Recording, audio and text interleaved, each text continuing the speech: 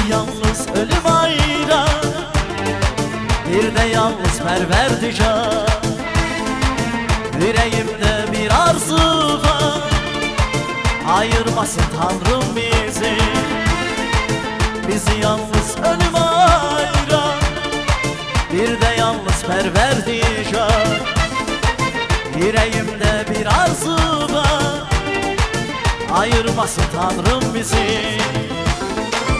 Korusun koy bizi Tanrım, salmasın yolumuza ayrı.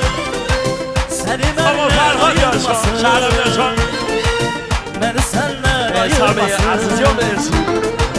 Korusun koy bizi Tanrım, salmasın yolumuza ayrı.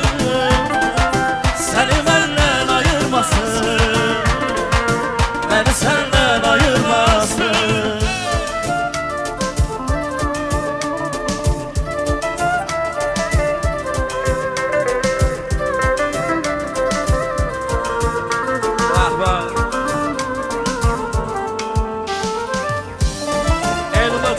Yaşasın Aycan, güzel benzi sağlığına.